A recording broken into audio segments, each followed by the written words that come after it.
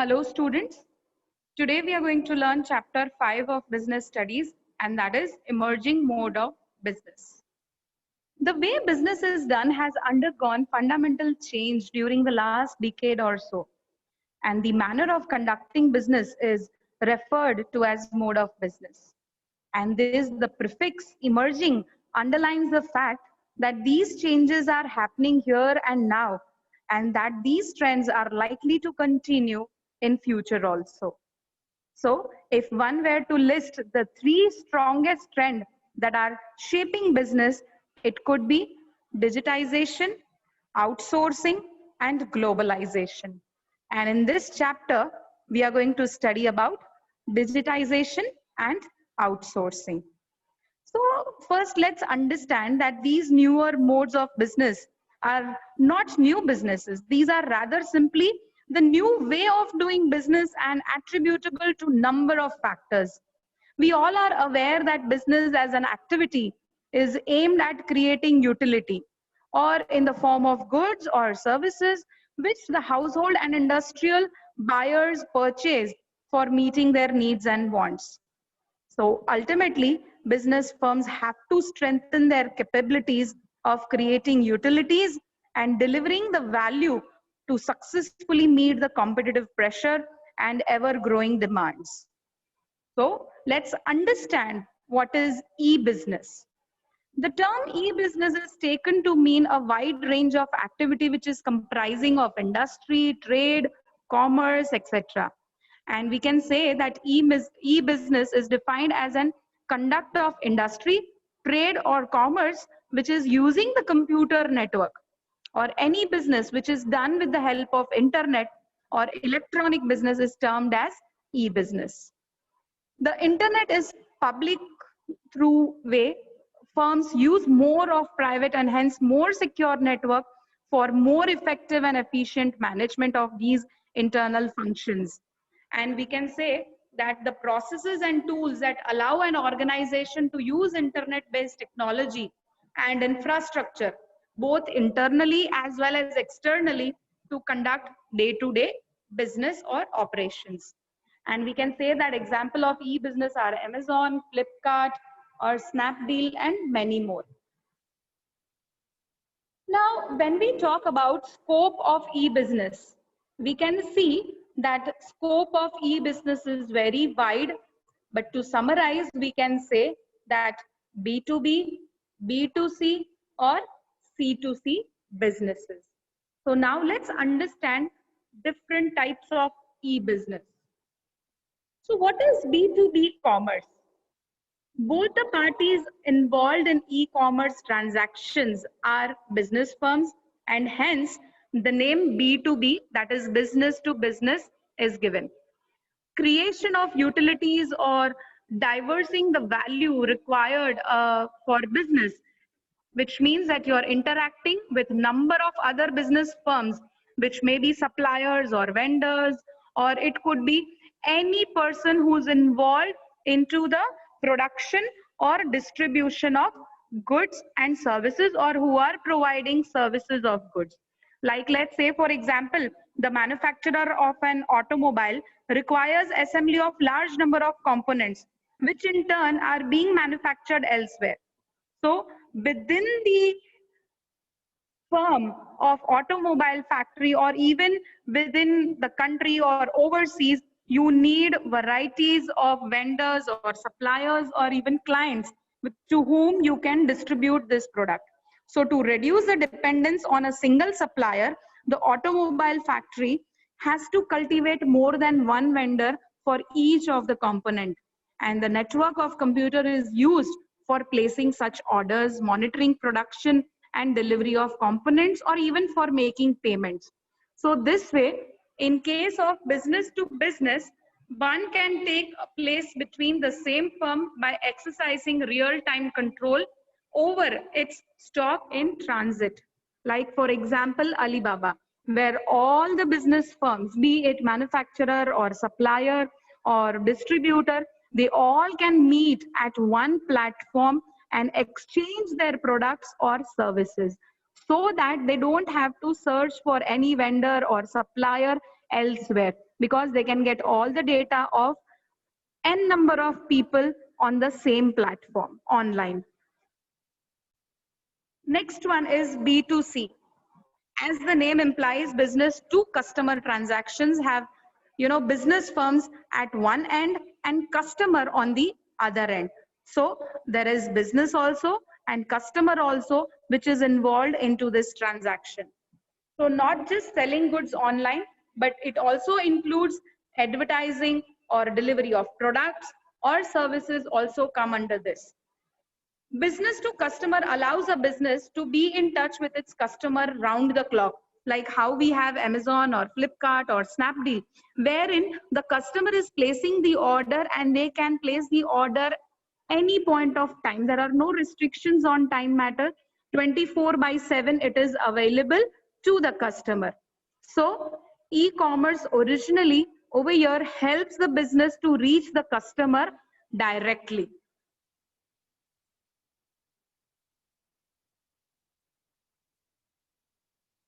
Now, what is C2C commerce?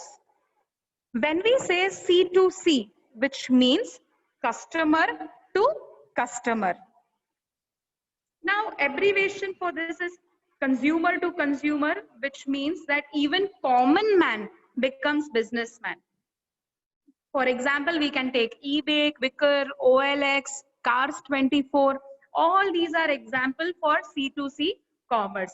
A consumer who has used specific product can let the other potential customer know about the pros and cons of the product.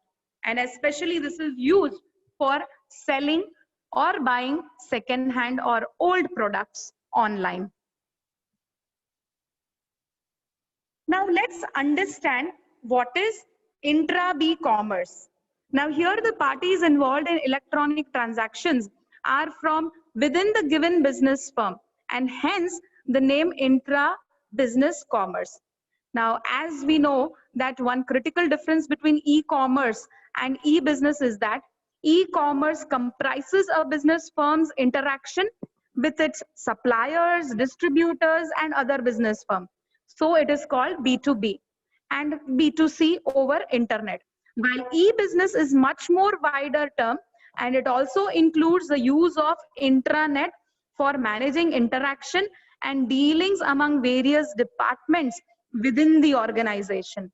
And this is largely due to the use of intra-B commerce, that today it has become possible for all the firms to go into for flexible manufacturing, because most of the firms are using computer networks for their intra communication.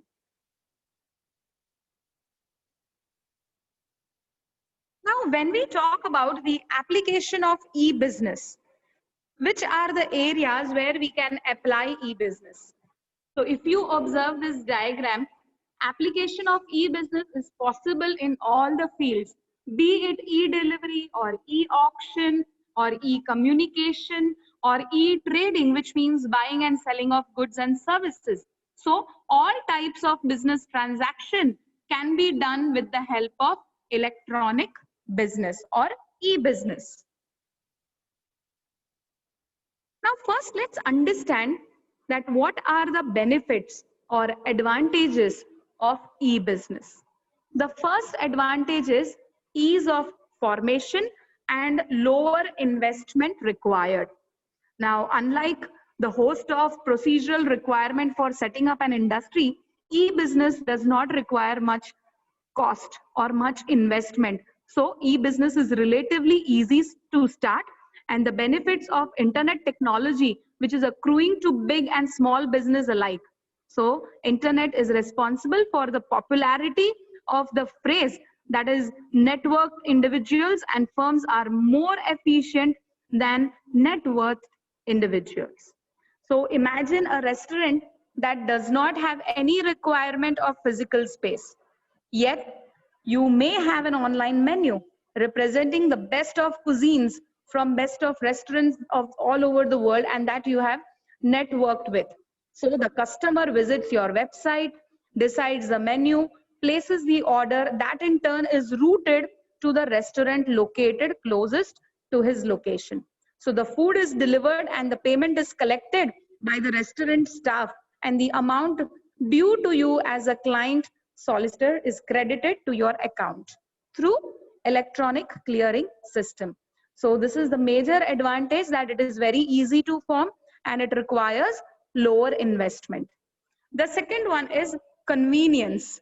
So it is accessible globally, as I had explained you in the earlier point, and easy accessibility, and it is very convenient because internet offers the convenience of 24/7, that is all the 365 days a year business, that allows you to go for shopping even at the midnight.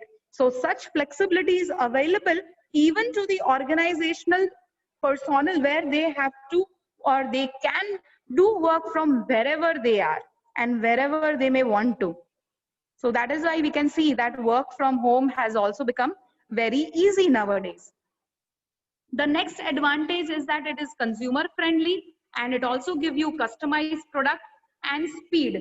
So as already noted, that much of buying and selling involves exchange of information that internet allows at the click of mouse itself. So it is saving your time and money too, because the movement is reduced over here. You don't have to go for shopping manually. So it also saves not only your time, but also your efforts. And of course, it has a global access and reach, because on one hand, it allows the sellers an access to global market. And on the other hand, it affords to the buyer a freedom to choose the product from variety of products which are available all over the world. Another benefit we can see is that movement towards a paperless society. We can say that use of internet has considerably reduced the dependence on paperwork and the attendant red tape. You know that Maruti Udyog does bulk of its sourcing of supplies of material and components in a paperless fashion. Even the government departments and authorities are increasingly moving into this direction, whereby they allow electronic filing of returns and reports. So these are the example wherein we are moving towards a paperless society with the help of e-business.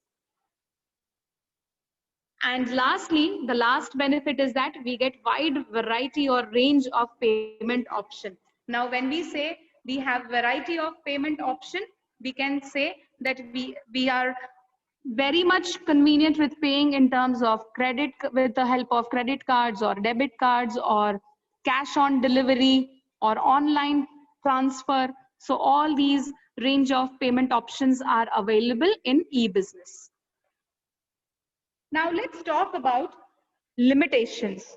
Now, when we talk about disadvantage or limitation of e-business, the first and foremost is lack of personal touch. Now, high-tech it may be, but e-business, however, lacks the personal touch or personal interaction between the buyer and seller. And the second is lack of security. Now, when we talk about lack of security, it means that there is increased risk due to anonymity and non-traceability of the parties. So internet transaction occurs between cyber personalities, and it becomes difficult to establish the identity of the parties. Moreover, one does not even know the location from where the party may be operating. So it is riskier, and therefore transacting through internet or e-business is riskier, also in the sense that there are additional hazards and leakage of confidential information like your credit card details or your passwords. So there are also problems of virus hacking that you must have heard of it. So we will be dealing with the security and safety concerns of online business if we want to get into that. The another limitation is that need for technology capability and competence of party to e-business. Now, apart from traditional 3R, that is reading, writing, and arithmetic, e-business requires fairly high degree of familiarity of the parties with the world of computers. And this requirement is responsible for what is known as digital divide. That is the division of society on the basis of familiarity and non-familiarity with the digital technology. The another disadvantage is people resistance.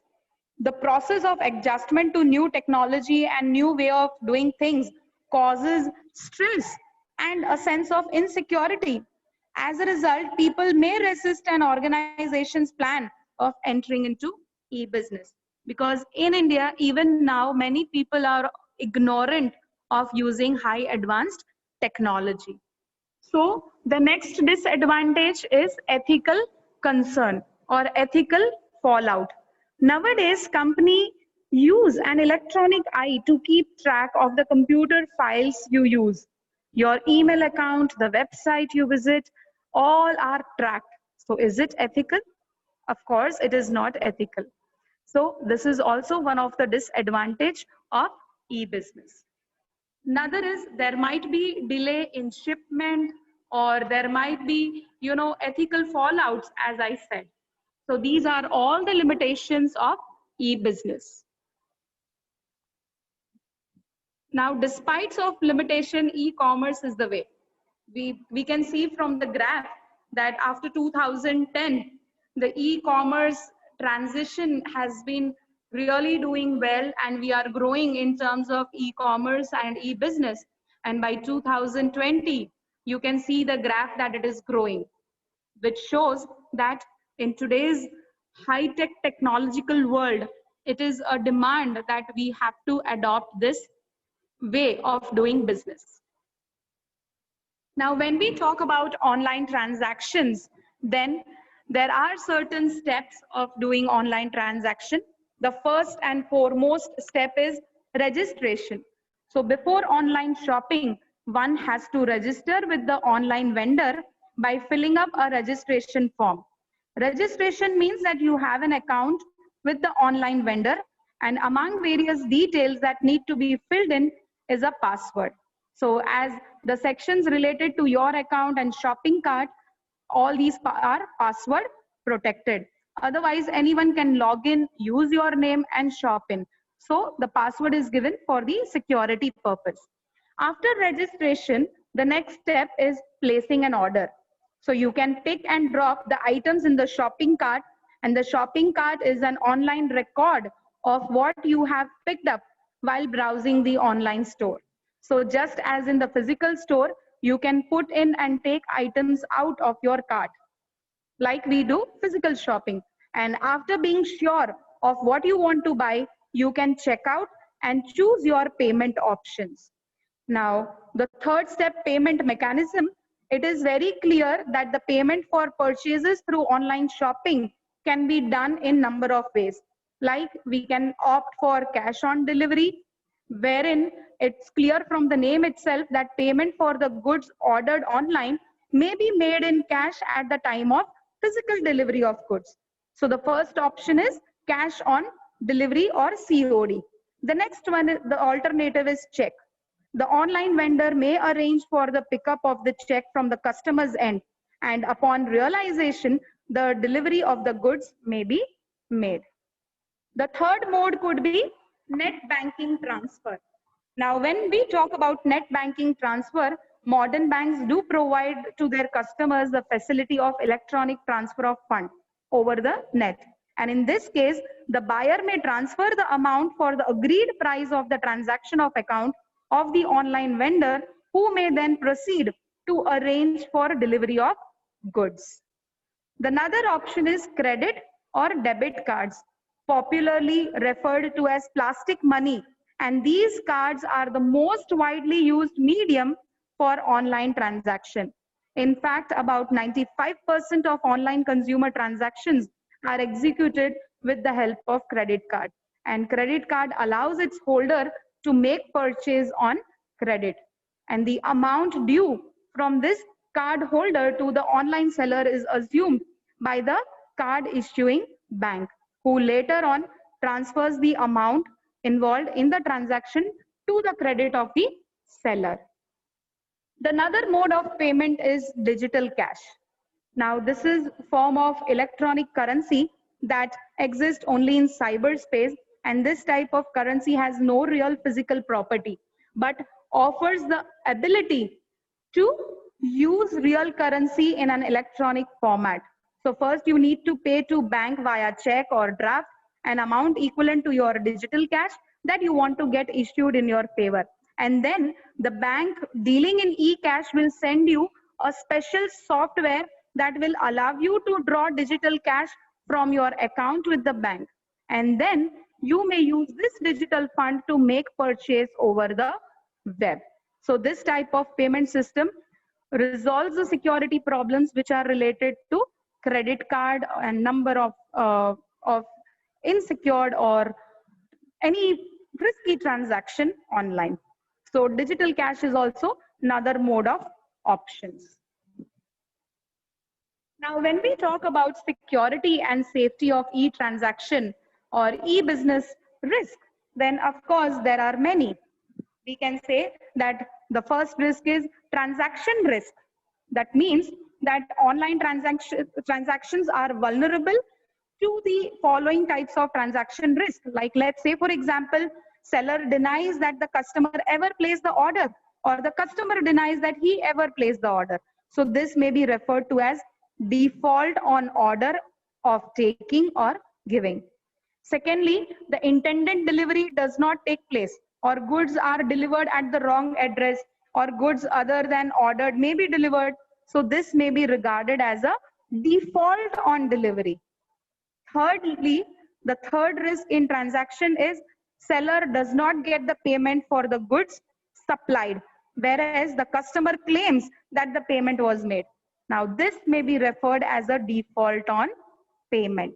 So thus, in e-business, risk may arise for the seller or buyer on account of default on order taking or giving or delivery as well as payment. And such situations can be averted by providing for identity and location address verification at the time of registration. The another thing which is involved is data storage and transmission risk. Now, information is power indeed, but think for a moment, if the power goes off into the, or your data goes into the wrong hands, so the data stored in the system and en route is exposed to number of risks, and your vital information may be stolen or modified to pursue some selfish motives or simply for fun adventure. So you must have even heard of virus or hacking. So do you know the full form of what is virus? It means vital information under siege. So actually virus is a program or a series of commands which replicates itself on the other computer system. And the effect of computer virus can range from mere in terms of, let's say, some on-screen display or disruption of functioning of all your computer work or damage to your data. So these are the other risks which are involved into e-transaction. But data may be intercepted in the course of transmission. And for this, one may use cryptography. It refers to art of protecting the information by transforming it or encrypting it into an unreadable format called ciphertext. So this is one of the secured way or the security measure which one can take. So only those who possess a secret key can actually decrypt the message. So this kind of security can be used against data storage or transmission risk. The another is risk of threat to intellectual property and privacy. Now, internet is an open space. Once the information is available over the internet, it moves out of the private domain, and it then becomes difficult to protect it from being copied. And the data in course of online transaction may be supplied to others who may start dumping a host of advertising or promotional literature in your email box, which all of us must be facing it. So the next disadvantage is ethical concern or ethical fallout. Nowadays, company use an electronic eye to keep track of the computer files you use. Your email account, the website you visit, all are tracked. So is it ethical? Of course, it is not ethical. So this is also one of the disadvantage of e-business. Another is there might be delay in shipment, or there might be, ethical fallouts, as I said. So these are all the limitations of e-business. Now, despite of limitation, e-commerce is the way. We can see from the graph that after 2010, the e-commerce transition has been really doing well, and we are growing in terms of e-commerce and e-business. And by 2020, you can see the graph that it is growing, which shows that in today's high-tech technological world, it is a demand that we have to adopt this way of doing business. Now, when we talk about online transactions, then there are certain steps of doing online transaction. The first and foremost step is registration. So before online shopping, one has to register with the online vendor by filling up a registration form. Registration means that you have an account with the online vendor, and among various details that need to be filled in is a password. So as the sections related to your account and shopping cart, all these are password protected. Otherwise, anyone can log in, use your name and shop in. So the password is given for the security purpose. After registration, the next step is placing an order. So you can pick and drop the items in the shopping cart, and the shopping cart is an online record of what you have picked up while browsing the online store. So just as in the physical store, you can put in and take items out of your cart, like we do physical shopping. And after being sure of what you want to buy, you can check out and choose your payment options. Now, the third step, payment mechanism, it is very clear that the payment for purchases through online shopping can be done in number of ways. Like we can opt for cash on delivery, wherein it's clear from the name itself that payment for the goods ordered online may be made in cash at the time of physical delivery of goods. So the first option is cash on delivery or COD. The next one, the alternative is check.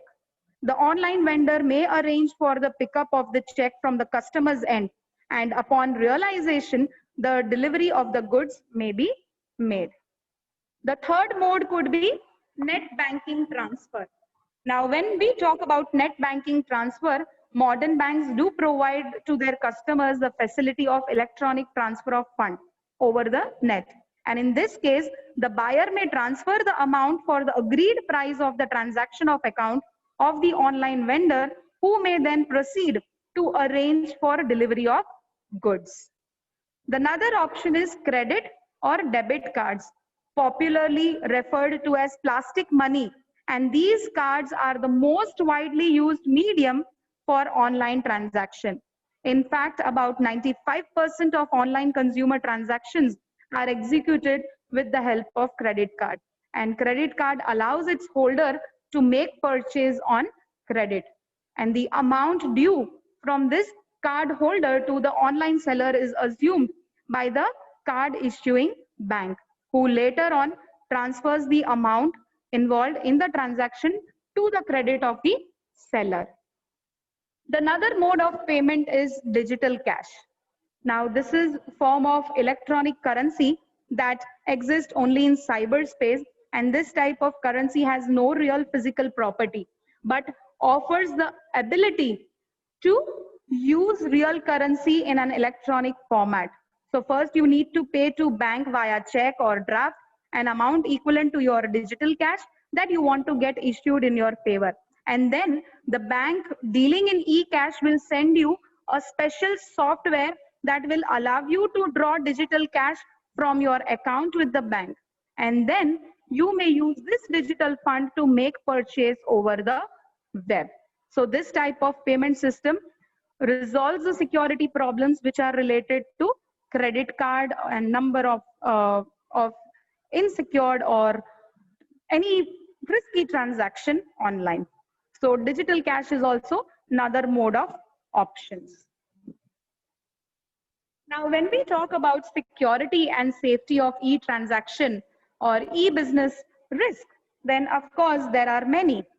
We can say that the first risk is transaction risk.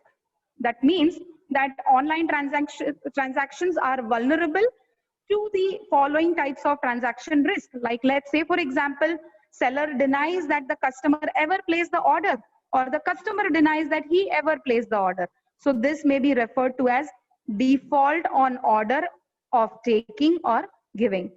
Secondly, the intended delivery does not take place, or goods are delivered at the wrong address, or goods other than ordered may be delivered. So this may be regarded as a default on delivery.